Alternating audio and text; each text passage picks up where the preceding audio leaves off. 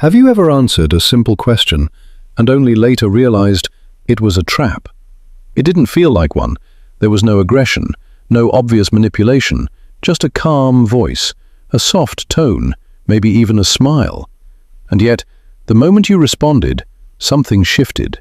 You felt it, a slight doubt, a hesitation, a quiet confusion you couldn't fully explain. And before you knew it, you weren't questioning them anymore. You were questioning yourself. That's how it starts. Because liars don't always attack with lies. Sometimes they attack with questions, subtle, carefully chosen, designed not to expose the truth, but to make you doubt it. And if you've ever fallen for even one of these questions, chances are someone already had control over you. Here's what most people don't understand. Manipulation doesn't begin with control. It begins with confusion. You see, when someone lies directly, it's easier to detect. Something feels off. You question it. You resist. But when someone asks the right question, in the right tone, at the right moment, they don't need to fight you. They make you fight yourself. And that's where the real damage happens. Because once you begin to doubt your own perception, you lose your greatest defense, clarity. You hesitate. You second guess. You soften your stance. And slowly, without realizing it, you hand over your power, not because they took it, but because you surrendered it. This isn't new. 2,000 years ago, long before social media, long before modern psychology, people were already playing this game, in the courts of Rome, in political halls, in whispered conversations behind marble walls. Manipulation was everywhere, and yet some people remained untouched by it, not because they were stronger, but because they saw clearly. The Stoics understood this deeply. Seneca once wrote, "We suffer more in imagination than in reality." Think about that. A manipulator doesn't need chains to control you. He only needs your imagination. He plants a small doubt and lets your mind do the rest.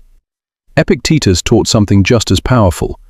It is impossible for a man to learn what he thinks he already knows. A manipulator uses this against you. He makes you believe you already understand the situation, so you stop questioning. And the moment you stop questioning, you lose awareness. And Marcus Aurelius reminded us, the best answer to anger is silence. Not weak silence, but controlled silence. The kind that refuses to play someone else's game. And that's exactly what we're going to do today. We're going to expose the 5 most dangerous questions liars use to control people. Questions that look innocent, but are designed to confuse you, corner you, and weaken your clarity. And more importantly, I'll show you how a Stoic responds. Calmly, clearly, unshakably. Because once you see these patterns, you can't be controlled by them anymore. And the first question is one you've definitely heard before. Question 1. Why are you being so sensitive? It sounds harmless, doesn't it? Almost like concern. A soft laugh, a slight smile, a gentle tone. Why are you being so sensitive? But don't be fooled. This is not a question. It's an attack, disguised as care. Because what they're really saying is, you're overreacting. You're imagining things. The problem isn't me, it's you. And in that moment, something subtle happens. The focus shifts. From their behavior to your reaction. From what they did to how you feel. And just like that, you're no longer observing, you're defending. I want you to think about this. Have you ever noticed something that didn't feel right? A comment, a tone, a small inconsistency. Something inside you said, this isn't right. But when you spoke up, instead of clarity, you got dismissed. Oh, come on, you're overthinking. You're just too sensitive. And suddenly, you paused. Not because you were wrong, but because you were made to feel wrong. That's the trap. Because sensitivity is not weakness. It's awareness. It's your internal radar, the ability to notice what others ignore. A small shift in tone, a subtle inconsistency, a hidden intention. History is full of examples of this. A financial analyst notices tiny irregularities and is called paranoid until a massive fraud is exposed. A partner senses emotional distance and is dismissed as overreacting until betrayal comes to light. In both cases, what was called sensitivity was actually foresight. But manipulators know this, and that's why they attack it first. Because if they can make you doubt your perception, they don't need to defend their actions. You will silence yourself. Seneca warned us about this. He understood that once your imagination turns against you, you become your own enemy. And that's exactly what this question does. It plants a seed of doubt, and once that seed grows, you begin to question everything, your thoughts, your instincts, your reality. So how does a Stoic respond? Not with anger, not with emotional defense, because that's exactly what the manipulator wants. Instead, he responds with clarity, calm, unshaken. Marcus Aurelius said, "If someone can prove me wrong, I will gladly change." Notice the difference. A Stoic is open to truth, but not vulnerable to manipulation. So the next time someone says, "Why are you being so sensitive?" don't rush to defend yourself. Don't shrink. Don't apologize. Pause. Look them in the eye and say, "I'm not being sensitive. I'm being observant." And then ask, "Does that make you uncomfortable?" That's it. No anger, no aggression, just clarity. And watch what happens. Because in that moment, the roles reverse. The person who was trying to control the narrative is now exposed to it. The mask begins to slip. Because liars rely on confusion, but clarity breaks their power instantly. And the next question is even more dangerous, because it doesn't attack your perception, it attacks your judgment. And if you fall for it, you won't just doubt yourself, you'll start trusting the wrong person. And the next question is even more dangerous, because it doesn't attack your perception, it attacks your judgment. And if your judgment is compromised, everything else becomes easy to control. Question 2. You trust me, right? It sounds gentle, almost innocent. You trust me, right? No pressure, no aggression, just a simple question. But listen carefully. This is not a question. It's a shortcut to your trust, because real trust is never asked for. It's built, slowly, through actions, consistency, time. But a manipulator doesn't want to build trust. He wants to skip the process. So instead of earning it, he pressures you into giving it. And the moment you say, "Yes, I trust you," something subtle happens. You commit, not just to them, but to that belief. And once you commit to that belief, you stop questioning it. That's the trap. Because now, even when something feels wrong, you hesitate. You think, maybe I'm overthinking. Maybe I should trust them. Maybe I'm the problem. And just like that, your judgment weakens.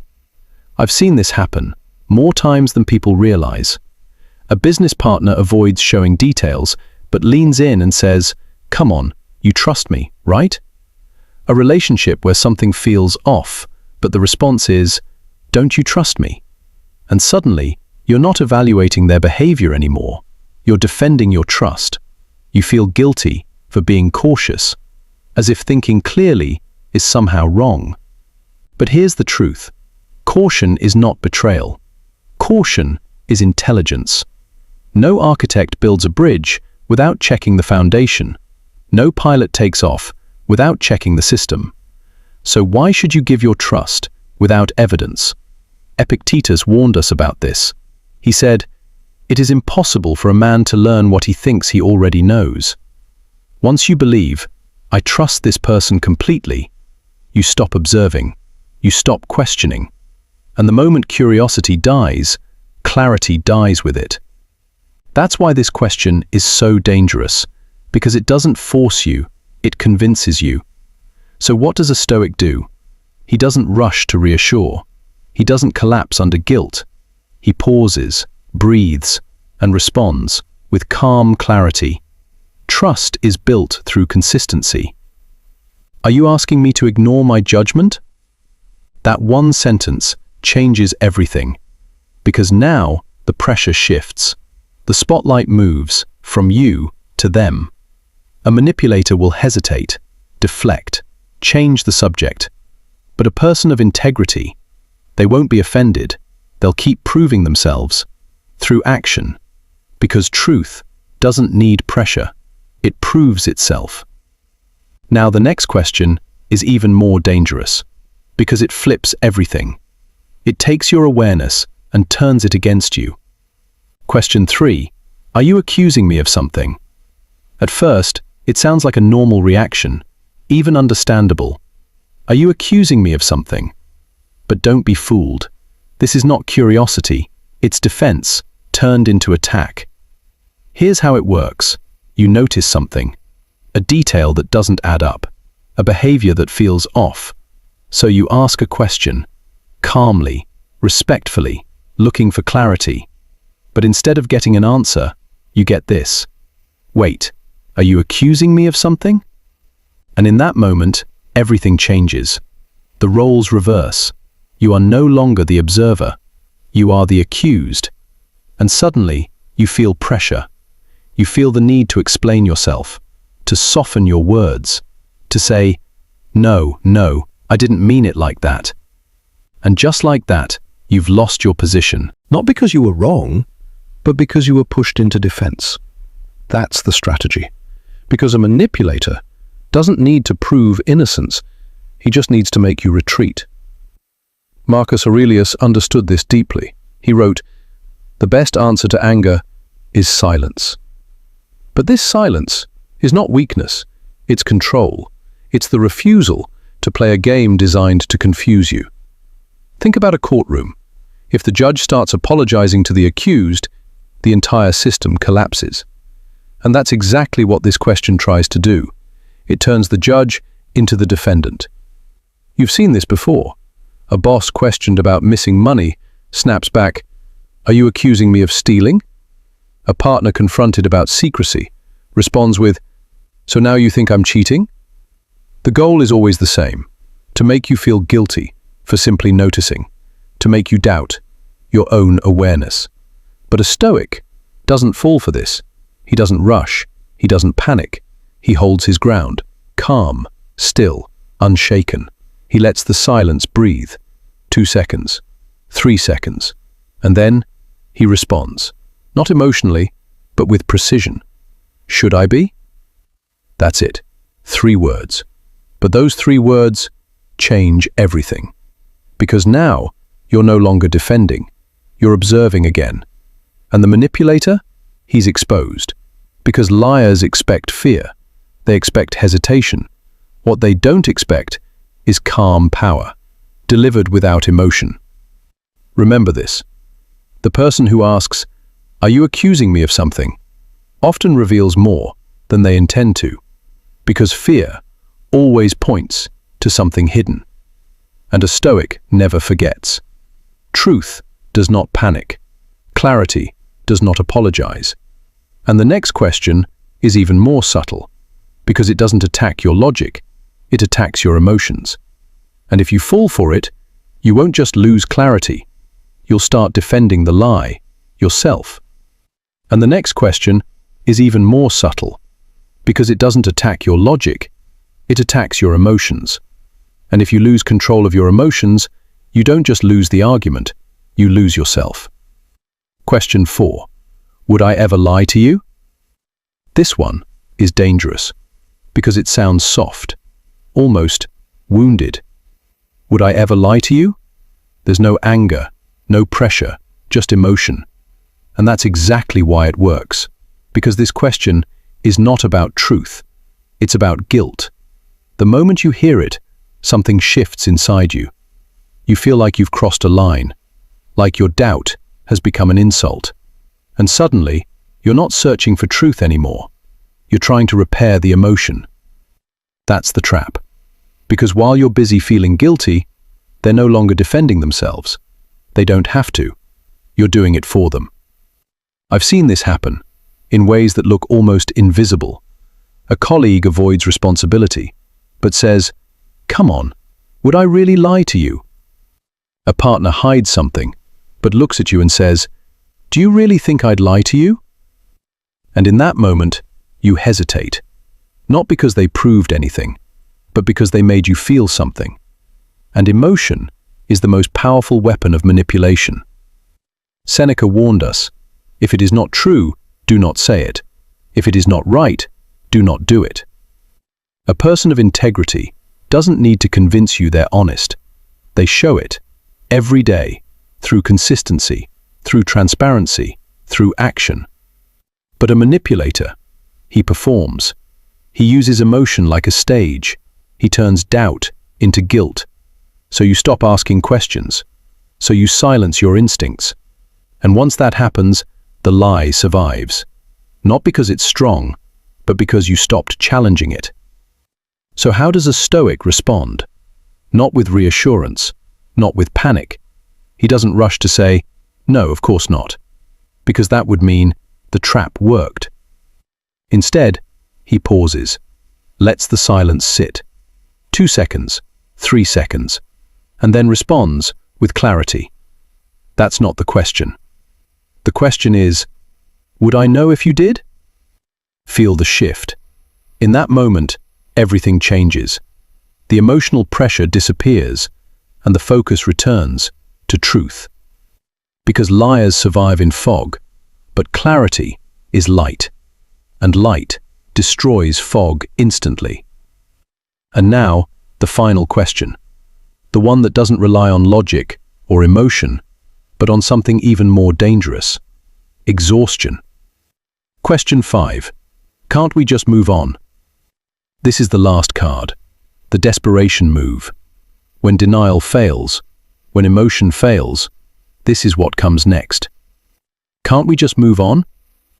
At first, it sounds peaceful, reasonable, even mature. After all, who doesn't want peace? Who doesn't want closure? But listen carefully. This is not about resolution. It's about escape. Because what they're really saying is, I don't want to explain. I don't want to take responsibility. I just need you to stop asking questions. And that's how lies survive. Not because they are strong, but because the truth gets tired. Think about it. A company caught in wrongdoing says, let's focus on the future.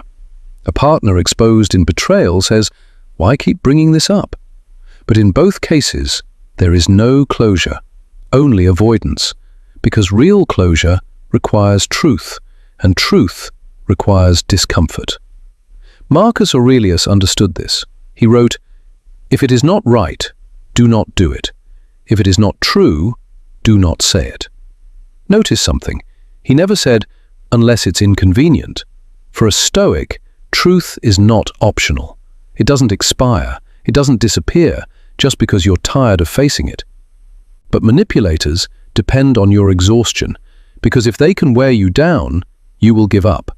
Not because you're convinced, but because you're tired. And the moment you stop asking, they win. So what does a Stoic do? He doesn't argue endlessly. He doesn't explode emotionally. He stands still, calm, firm, unshaken. And he responds with clarity. I'll move on when I understand what happened, not before. That's it. No drama, no anger, just truth. And that truth changes everything. Because now they can't escape. They can't hide behind time. They can't bury reality under comfort, because you refused to abandon clarity. Remember this. Moving on is not about speed. It's about honesty. And without truth, there is no peace, only silence. And silence is where manipulation grows. Now you've seen the 5 questions. You understand the traps. But here's the deeper truth. None of this works unless you give them something, your reaction. And once you understand that, everything changes. Now you've seen the 5 questions. You understand the traps. You can recognize the patterns. But here's the deeper truth. None of this works unless you give them something, your reaction. Because manipulation doesn't live in their words. It lives in your response. The real psychology of manipulation. Most people think manipulation is about intelligence, clever words, sharp arguments, perfect timing. But that's not it. Manipulation is not about logic, it's about emotion. Because if someone can control how you feel, they don't need to control what's true. Think about it. If they make you feel guilty, you stop asking questions. If they make you feel weak, you start doubting yourself. If they make you feel tired, you stop seeking the truth. Guilt, fear, confusion, exhaustion. These are the real tools, not facts, not evidence, just emotions. And once your emotions are unstable, your clarity disappears. And without clarity, you become easy to control. This is exactly why Stoicism exists, not as philosophy, but as protection, as a shield. Epictetus taught one idea that changes everything.